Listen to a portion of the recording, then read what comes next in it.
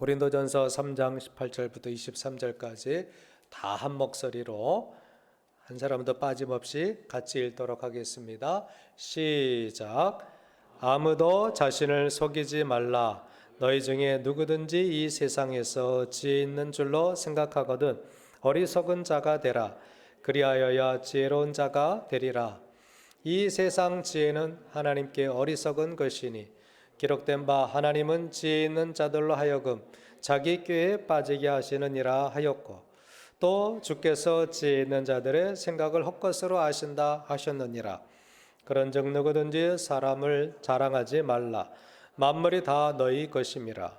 바울이나 아볼로나 게바나 세계나 생명이나 사망이나 지금 것이나 장래 것이나 다 너희의 것이요 너희는 그리스도의 것이요 그리스도는 하나님의 것이니라.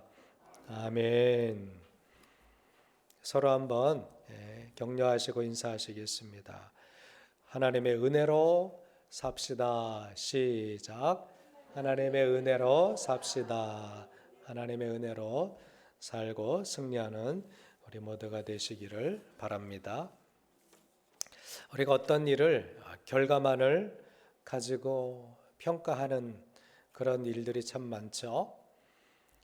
결과만을 가지고 평가한다면 평가를 빨리 할 수 있어요. 쉽게 할 수도 있습니다. 예를 들어 우리 이태원 참사를 경험했는데 우리가 이렇게 말할 수 있습니다.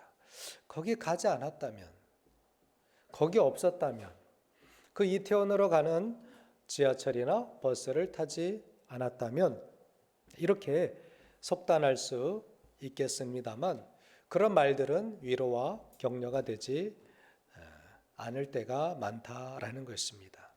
때로는 평가를 내리기보다는 그냥 아파할 때 같이 아파하고 위로하는 것이 이렇다 저렇다 말하는 것보다 그냥 슬픔에 빠진 사람들을 위로하는 것이 더 나을 때가 있다라는 것입니다.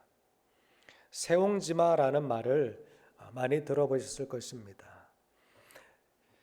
야생마가 우리 집으로 들어오지 않았다면 그 자식이 그 말을 타다가 말에서 떨어져서 다리가 부러지지 않았을 것입니다. 요즘 시대로 이야기한다면 우리 집에 차가 없었다면, 내가 운전면허가 없었다면 아예 사고가 없었을 텐데 우리 이렇게 결과만을 가지고 이야기하고 싶을 때가 있죠. 그러나 여러분, 우리 집에 말이 없다고, 우리 집에 차가 없다고 사고가 안 날까요? 그것은 보장할 수 없는 일입니다. 세상의 안전은 내가 보장할 수 없습니다. 하나님께서 지켜주셔야 하고 우리는 하나님의 은혜로 살 뿐임을 기억하는 저와 여러분 되시기를 바랍니다. 자, 오늘 본문에 보니까 고린도 사람들이 미련했다면 바울이 이야기하는 것처럼 차라리 그들이 어리석었다면 교회가 이렇게 분쟁에 빠지지 않았을 텐데 이런 생각을 해볼 수 있습니다. 그런데 조금 안다고, 조금 지혜 있다고 사람들이 그 지혜를 가지고 교회를 분열의 늪으로 빠뜨리고 말았습니다. 고린도 사람들은 자신이 자랑하는 지혜를 가지고 그 터 위에, 지혜라는 터 위에 집을 짓기 시작했어요. 그런데 허술한 집을 지은 것입니다. 그리스도라는 터 위에 좋은 집을 지어야 되는데 세상 자기들이 자랑하는 지혜를 가지고 그 지식을 가지고 거기에다가 교회를 짓고자 하는 그러한 잘못된 일들을 벌였습니다. 밭으로 비유하자면 좋은 밭이 나에게 주어졌다면 거기에 좋은 씨앗을 심어야 돼요. 그리고 잘 가꿔서 좋은 열매를 맺어야 하는데 고린도 교회는 가라지만 맺고 있었던 것입니다. 이사야 선지자가 비유하듯이 이사야 5장 1절 2절에 우리가 잘 아는 말씀인데 이스라엘 백성들이 잘못된 열매를 맺었죠. 나는 내가 사랑하는 자를 위하여 노래하되 내가 사랑하는 자의 포도원을 노래하리라. 내가 사랑하는 자에게 포도원이 있으며 심히 기름진 사내로다. 땅을 파서 돌을 제하고 극상품 포도를 심었도다. 그 중에 망대를 세웠고 또 그 안에 술투를 팠도다. 좋은 열매를 맺기를 바랐더니 들포도를 맺었도다. 라고 이사야 선지자가 외치고 있습니다. 정말 하나님께서 이스라엘 백성들을 사랑하셔서 그들을 택하시고 그들을 통하여 제사장 나라로 삼아주시고 그들을 통하여 여호와 하나님의 이름을 온 만방에 나타내시기를 원하셨는데 그들은 하나님의 기대를 저버리고 들포도가 되어버리고 말았습니다.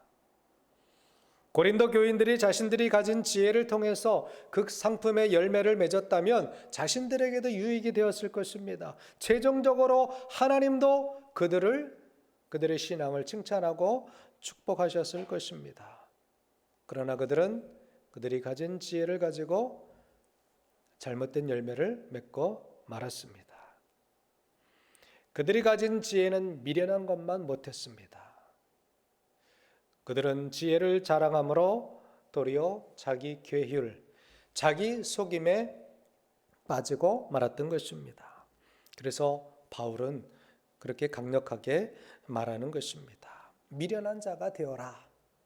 한번 따라하세요. 미련한 자가 되어라. 이 미련한 자는 세상의 미련한 자가 되라라는 것입니다.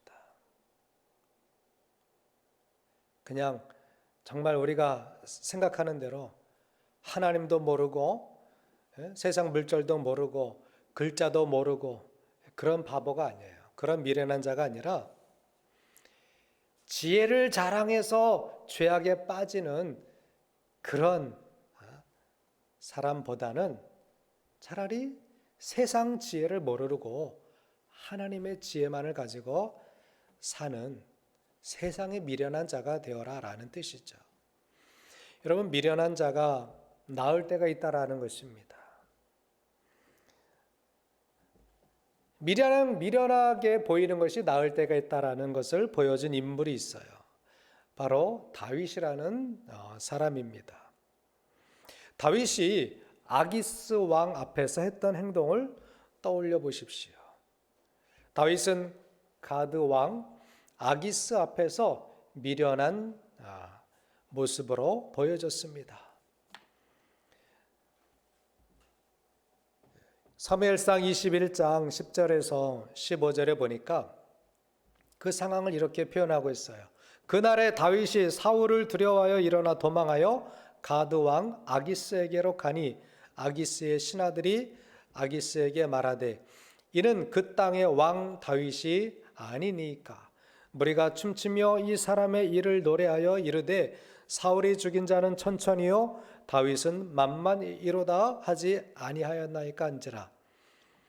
다윗이 이 말을 그의 마음에 두고 가드 왕 아기스를 심히 두려워하여 그들 앞에서 그의 행동을 변하여 미친 채하고 대문짝에 그적거리며 침을 수염에 흘리매 아기스가 그의 신하들에게 이르되 너희도 보거니와 이 사람이 미치광이로다. 어찌하여 그를 내게로 데려왔느냐? 내게 미치광이가 부족하여서 너희가 이 자를 데려다가 내 앞에서 미친 짓을 하게 하느냐? 이 자가 어찌 내 집에 들어오겠느냐 하니라. 만약 다윗이 그 아기스 왕 앞에서 에헴 하고 그렇습니다. 내가 저 이스라엘의 왕입니다. 아직 왕도 아니잖아요. 그런데 백성들이 거기 본문에 보니까 이는 그 땅의 왕 다윗이 아니니까 다윗을 왕으로 이야기해요. 다윗이 그 이야기를 듣고 그래 내가 다윗의 왕입니다. 나를 이렇게 대우하면 되겠습니까? 막 그랬다면 다윗은 거기서 잡혀서 사울에게 넘겨졌을 거예요. 그러나 다윗은 미련한 사람이 되었습니다. 바보가 되었어요. 미치광이처럼 행동했습니다. 다윗의 이 모습을 보고 다윗을 욕하겠습니까? 다윗 보고 자존심도 없네, 굴욕적이네, 이렇게 말할 수 있습니까? 다윗의 행동은 지혜로운 행동이었다라고 평가됩니다. 다윗이 아기스 왕 앞에서 자기의 자존심을 내세우고 내가 바로 이런 사람입니다, 자기를 자랑했다면 그는 영광도 칭찬도 지혜로움도 없는 사람으로 전락하고 말았을 것입니다. 자신과 자신의 가문과 이스라엘의 역사 속에서 그의 이름은 온데간데 없었을 것입니다. 이렇게 차라리 미련할 때가 나을 때가 있다라는 것입니다. 차라리 고개를 숙일 때가 더 나을 때가 있다라는 것입니다. 뱀은요, 고개를 꼿꼿이 들고 사람을 공격하려다가 사람을 물려고 하다가 뱀은 죽임을 당하죠. 총알이 빗발칠 때 고개를 들면 어떻게 돼요? 그 총알에 맞아 죽습니다. 때로는 고개를 숙이는 것이, 때로는 미련하게 자기를 낮추는 것이 사람에게 유익할 때가 있다라는 것입니다.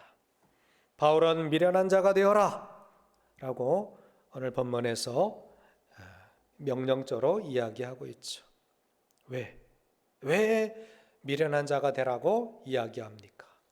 십자가의 도가 있기 때문에 그렇습니다. 고린도전서 1장 23절 25절에 보면 한번 읽어보실까요? 유대인에게는 거기서부터 시작. 유대인에게는 꺼리끼는 것이요 이방인에게는 미련한 것이로되 오직 부르심을 입은 자들에게는 유대인이나 헬라인이나 그리스도는 하나님의 능력이요 하나님의 지혜로다. 하나님의 미련한 것이 사람보다 지혜 있고 하나님의 약한 것이 사람보다 강하니라. 아멘. 십자가의 도가 있기 때문에 우리는 미련해도 됩니다. 세상에서 지혜를 자랑할 필요가 없어요. 한 군데 더 읽어볼까요? 고린도전서 1장 27절에서 29절 말씀이에요. 시작.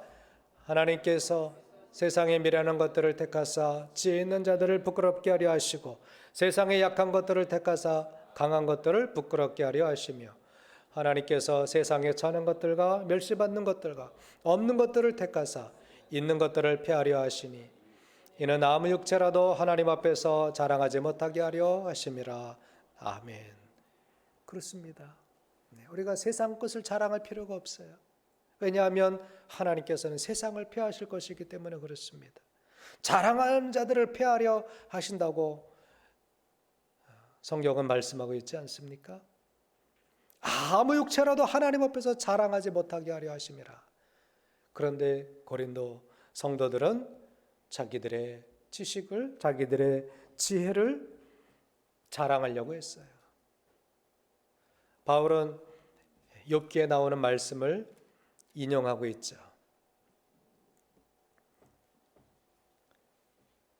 욥기 5장 13절 14절에 보니까 지혜로운 자가 자기의 계략에 빠지게 하시며 간교한 자의 계략을 무너뜨리심으로 그들은 낮에도 어둠을 만나고 대낮에도 더듬기를 밤과 같이 하느니라. 이 욥기의 말씀을 인용해서 고린도 성도들을 깨우치는 거예요. 19절에 이 세상 지혜는 하나님께 어리석은 것이니 기록된 바 하나님은 지혜 있는 자들로 하여금 자기 꾀에 빠지게 하시느니라. 사람이 지혜롭다고 이야기하면 그 지혜를 가지고 자기 꾀에 빠질 때가 온다라는 것입니다. 그래서 바울은 고린도 성도들에게 차라리 미련한 자가 되어라. 네 지혜 자랑하다가 네 잘났다고 이야기하다가 네 꾀에 네 함정에 네가 빠지지 말고 차라리 미련한 자가 되라고 말하는 것입니다. 여러분, 우리가 세상 지혜를 자랑하고 세상 것을 자랑질하다가 자기 꾀에, 자기 괴율에 빠질 때가 온다라는 것입니다. 누가 가장 어리석은 사람일까요? 자기가 파놓은 구덩이에 자기가 빠지는 거예요. 자기가 말로 사람들을 속이려다가 자기 말에 자기가 그 말로 인해 자기가 그 구덩이에 빠지게 되는 아주 우스꽝스러운 모습이 오게 된다라는 것입니다. 남을 속이려다가 자신이 속는 것입니다. 그래서 바울은 아무도 자신을 속이지 말라라고 이야기하고 있지 않습니까? 18절에 보니까 아무도 자신을 속이지 말라. 우리가 내가 지혜 있다라고 말하면 내가 내 자신을 속이는 것과 똑같은 거예요. 아무도 자신을 속이지 말라라는 의미는 뭡니까? 이것은 자기 과시에 빠지지 말라라는 거예요. 자기를 과시하지 말라라는 거예요. 자기가 지혜 있다고, 자기가 안다고, 내가 누구 안다고 자기 과시에 빠지지 말라라는 것입니다. 자기 과시적인 생각, 자기 과시적인 말, 자기 과시적인 행동에 빠지지 말라. 내가 누군데? 내가 얼마나 부자인데? 내가 이스라엘의 왕이야. 다윗이 그랬다면 그는 아기스 왕 앞에서 잡혀서 사울에게 넘겨질 수밖에 없었던 사람이 될 수밖에 없었겠죠. 우리는 이렇게 세상을 살면서 자기의 과시에 빠지는 경우들이 굉장히 많아요. 자기의 생각의 과시에 빠지고 자기의 행동의 과시에 빠지고 자기 말의 과시에 빠질 때가 있습니다. 우스갯소리로 사람을 구제불능에 빠뜨리는 직업이 세 가지가 있다고 합니다. 한 번 되기는 어려워도 한 번 되면 그 직업에서 헤어나지 못한대요. 그 첫 번째 직업이 거지라고 합니다. 거지는요, 한 번 되기가 되게 어려워요. 자존심, 남들이 나 알아보면 어떨까. 그래서 되기가 어려운데 한번 거지가 되면 빌어먹고는 살아도 벌어먹기는 못한다고 합니다. 그렇죠. 거지가 벌어먹는 거 봤어요? 다 빌어먹죠. 남이 주는 거 먹고 남한테 구걸하고 그게 거지예요. 한 번 되기가 어렵지 거지가 되면 철면 피잖아요. 이 집 저 집 이 사람 저 사람 앞에 가서 다 달라고 빌어먹고 사는 거예요. 그래서 여전히 한국에도 거지가 있잖아요. 전철 이런 데 가보면 계속 빌어먹고 사는 거예요. 일을 안 합니다. 한 번 되기가 어렵지 한 번 되면 그냥 그렇게 평생을 살아가는 거예요. 또 한 가지 직업이 있다고 합니다. 교수. 정교수가 되면 다른 직업은 눈에 안 보여요. 그냥 정년 퇴직하기까지 그냥 철밥통이에요.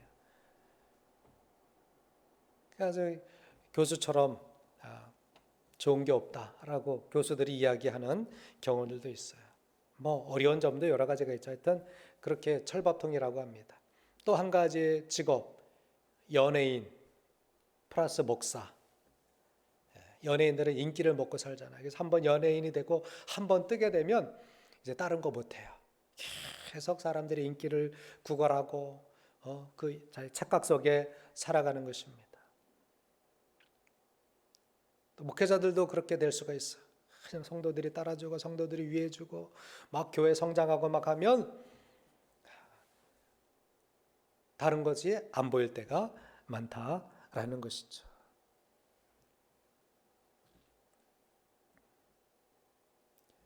고린도 사람들은 자신들이 지혜 있다고 착각했습니다. 자신들이 지혜를 가지고 있다고 자랑하기 시작했어요. 자기들에게는 지혜로운 바울이 있다고 생각했어요. 또 아볼로를 좋아하는 사람은 우리에게는 지혜로운 아볼로가 있어. 또 어떤 사람들은 그보다 더 예수님의 수제자였던 베드로가 우리의 지혜자야 라고 서로 자랑하고 바울을 자랑하고 아볼로를 자랑하고 게바를 자랑하고 그렇게 파당을 만들어서 자기들이 따르는 사람이 최고라고 자랑질에 빠지고 말았다라는 것입니다. 그런데 여러분 20절을 보십시오. 또 주께서 지혜 있는 자들의 생각을 헛것으로 아신다. 사람들은 막 지혜를 자랑해요. 내가 누구 알아? 그 사람 참 지혜가 많아. 나는 그 사람 파야. 난 그 사람에게 속해 있어. 라고 말할 수 있지만 하나님은 뭐라고 말씀하셔요? 지혜 있는 자들의 생각을 헛것으로 아신다. 사람은 자기가 다 지혜에 있다고 생각합니다. 착각합니다. 그런데 하나님 보실 때는 헛것이요 라고 말씀하신다라는 것입니다. 바울은 고린도 성도들에게 분명히 알려주고 있습니다. 차라리 미련한 자가 되어라. 지혜로운 척하다가 똑똑한 척하다가 자기 교율에 빠지지 말고 자기가 파놓은 구덩이에 빠지지 말고 미련한 자가 되어라 라고 이야기하고 있는 것입니다. 바울은 자신을 중심으로 파당을 짓는 것을 반갑게 생각하지 않았습니다.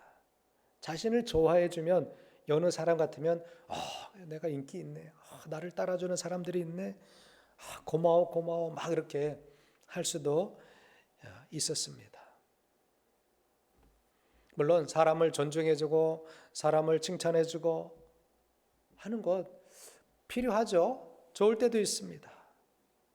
그러나 왜 그 사람이 있는가를 생각해야 돼요. 왜 바울이 있는가를 생각해야 됩니다. 바울이 있는 것은 교회를 위한 거예요. 복음을 위해서 하나님이 그를 그곳에 보내주신 것이지 바울이 인기 얻으려고, 바울이 자기의 세를 불리려고, 자기의 사람을 만들려고 고린도에 갔던 것이 아닙니다. 그래서 바울이 자기 이름이 나오는 것을 반갑게 생각하지 않았던 거예요. 바울이 뭐냐? 자기 자신이 이야기하는 거예요. 또 자기 후임자로 갔던 아볼로가 뭐냐? 책망하는 것이죠. 자기를 따르는 사람들도 책망하는 거예요. 그렇게 하지 말라라는 것입니다. 22절에 보니까 바울이나 아볼로나 게바나 그게 뭐냐? 그래서 21절에 보면 누구든지 사람을 자랑하지 말라라고 말하고 있어요. 한번 따라해 보실까요? 같이 해보실까요? 21절 시작. 그런즉 누구든지 사람을 자랑하지 말라. 사람 자랑하지 말라라고 이야기하는 것입니다. 바울이 자기를 좋아해주고 자기를 따라주는 사람에게도 나 자랑하지 마. 이렇게 이야기하는 것입니다. 사람을 자랑하지 말라라고 이야기합니다. 성도들이 그럴 수 있어요. 야, 바울 대단하지 않아? 정말 대단한 분이야. 야, 바울밖에 없어. 바울이 최고야. 그런가 하면 아볼로 저 말하는 거 봐. 그 아볼로의 그 언변 누구도 따라갈 수 없어. 바울은 말은 어눌하잖아. 아볼로가 최고야. 아볼로의 저 웅변술, 아볼로의 저 설교 입술 엄청 대단하지 않아? 아볼로 막 하는 거예요. 그래서 바울이 누구든지 사람을 자랑하지 말라 라고 이야기하는 것입니다. 여러분 오늘날 교회에서도 마찬가지죠. 야, 우리 목사님 최고야. 저 교회 목사님보다 우리 목사님이 최고야. 말도 잘하고 능력이 많어. 우리 목사님이 월등해. 여러분 사람을 자랑하지 말라라는 것입니다. 또 교회에서 목회자보다 그 장로님 참 그 장로님 훌륭해. 그 장로님이 대단해. 그 장로님이 최고야. 그러지 말라라는 거예요. 또 권사님 중에 막 헌신하고 막 땅을 바치고 귀한 물질을 바쳐서 교회에 헌신하는 권사님이 있을 수 있잖아요. 그 권사님이 최고야. 장로들 여럿 있으면 뭐해? 그 권사님이 최고야. 그 권사님이 우리 교회 1등이야. 그렇게 하지 말라라는 거예요. 그 누구도 사람을 자랑하지 말라라는 것입니다. 목사를 자랑하고 장로를 자랑하고 권사님을 자랑하고 사람을 자랑하다 보면 교회의 해가 되는 거예요. 바로 고린도 교회가 그랬어요. 바울을 자랑하다가 아볼로를 추켜 세우다가 게바를 추켜 세우다가 고린도 교회는 갈라지고 이제 깊은 어둠의 터널에 빠지고 만 것입니다. 그리스도만을 자랑해야 되는데, 그 교회의 기초가 되시는 예수님만을 자랑해야 되는데 사람이 막 드러나는 거예요. 사람을 자랑하기 시작한 거예요. 그래서 분열과 파당에 빠진 것입니다. 학생 때도 마찬가지예요. 교회 다니는 것이 교회 오빠 때문에, 교회 누나 때문에. 물론 처음에는 그렇게 교회 나올 수 있어요.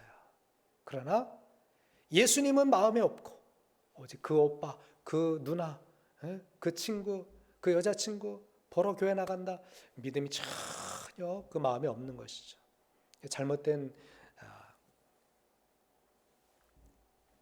모습으로 빠져가는 거죠. 어른들도 마찬가지입니다. 바울도 아볼로도 게바도 다 뭐를 위해 있어요? 교회를 위해 존재하는 거예요. 그래서 바울이 그 말 하는 거예요. 만물이 다 너희 것임이라. 22절에 다 같이 한번 읽어보겠습니다. 시작.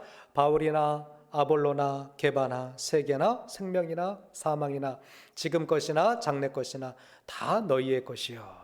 그 뒤에가 제일 중요하죠. 23절. 너희는 그리스도의 것이요 그리스도는 하나님의 것이니라. 아멘. 바울도 교회를 위해 존재하는 거예요. 아볼로도 교회를 위해 존재하는 것입니다. 게바도 마찬가지. 또 생명이나 사망이나 지금 것이나 다 교회를 위해서 주신 거예요. 사람을 자랑하지 말라라는 거예요. 다 어디에게 속해 있어요? 다 주님에게 속해 있는 거예요. 그리스도도 하나님께 속해 있는 거예요. 그러니까 우리 모든 사람들은 다 하나님께 속해 있어서 하나님이 허락하신 교회를 세우기 위해서, 헌신하기 위해서 존재할 뿐이에요. 그래서 사람을 자랑해서는 안 돼요. 자랑하려면 예수님을 자랑해야 돼요. 하나님을 자랑해야 돼요. 내가 아무리 뛰어나고 아무리 지식이 있어도 사람은 자랑하면 안 된다라는 것입니다. 차라리 미련해라 라고 이야기하는 거예요. 사람을 자랑하다가는 사람에게 종속될 수 있습니다. 목사님, 그 목사님을 자랑하다가 그냥 목사님의 종이 될 수 있어요. 사람의 종이 되면 안 되는 거예요. 그 장로님을 자랑하다가 나는 장로님 파야 라고 빠질 수 있다라는 것입니다. 나는 그 권사님이 제일 인품이 좋고 가장 헌신적이야. 그 권사님을 자랑하다가 권사님 파가 될 수 있는 거예요. 절대 그렇게 하지 말라라는 것입니다. 우리는 어디에 속해 있다고요? 그리스도께 속해 있는 거예요. 우리가 자랑하려면 하나님만 자랑해야 된다라는 것입니다. 성도들은 교회에 속한 지체들이에요. 하나님은 교회를 위해서 그 사람을 보내주실 뿐이에요. 세상의 모든 것은 하나님께서 성도들을 위해서 교회를 세우라고, 복음을 증거하라고, 하나님의 영광을 위하여 하나님이 허락하신 것입니다.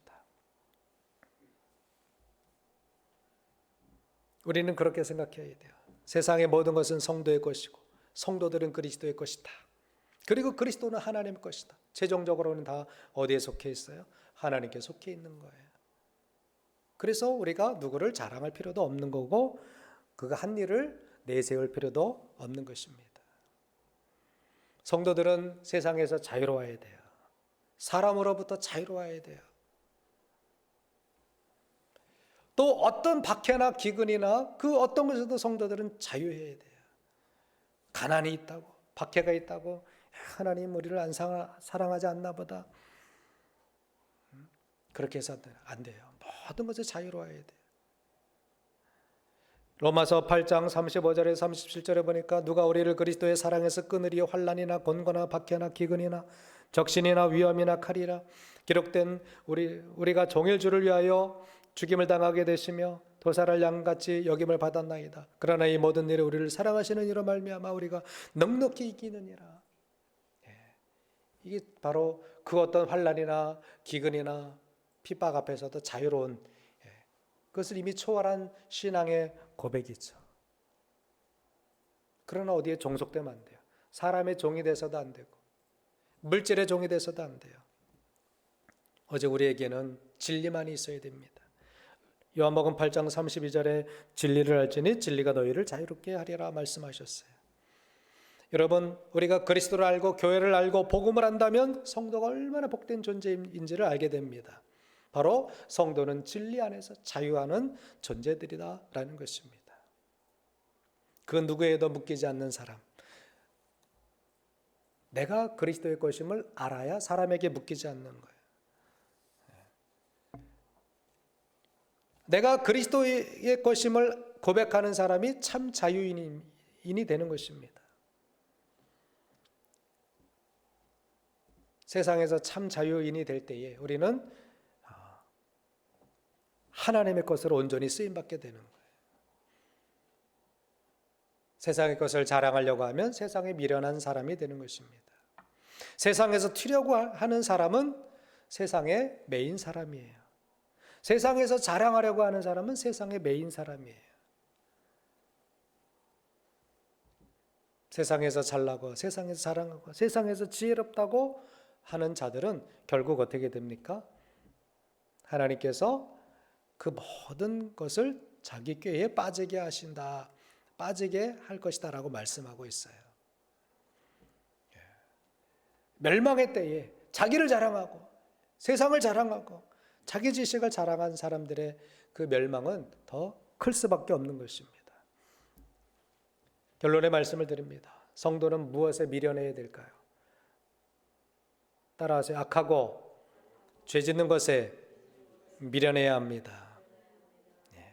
로마서 16장 19절에 보니까 너희의 순종함이 모든 사람에게 들리는지라 그러므로 내가 너희로 말미암아 기뻐하노니 너희는 선한데 지혜롭고 악한데 미련하기를 원하노라 라고 말씀하고 있어요.